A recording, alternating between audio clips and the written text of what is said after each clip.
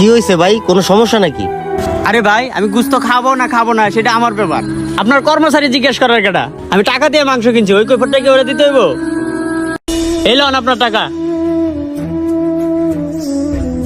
আরে কাস্টমার মাংস খাবে না না খাবে এটা তো তার ব্যাপার, সেটা দিয়ে শৈল কি করবে? বিষয়টা তো দেখা দরকার। যাক, স্যারে যখন এই গোষ্ঠটা খায় নাই, আমি ওই সাইডে থুয়েই পরে যাওয়ার টাইমে এখান থেকে পলিথিনে করে নিয়ে যাব। ছোট সাহেব, মাংস তোর দোকানে সব শেষ হয়ে গেছে, মাংস তো আবার কিনে আনতে হইব। কি বলিস? মাংস শেষ হয়ে গেছে মানে? মাংস আনলাম 100 পিস, বিক্রি হইলো 80 পিস, তাইলে 20 পিস মাংস গেল কই? আচ্ছা, তোরা কি কাস্টমারের বেশি বেশি মাংস দিতেছস নাকি? না ছোট সাহেব, আমি গনে গনে সবাইকে 2 পিস করে মাংস দিচ্ছি। তাহলে বাকি মাংসগুলা গেল কই? ছোট সাহেব, আমার মনে হয় সোহেল ভাই পলিথিনে করে মাংসগুলা বাসায় নিয়ে যায়। কি কস? এটা তো আমার কোনোদিনও বিশেষ হয় না। শৈলে পলিথিনে কইরা মাংস বাসায় নিয়ে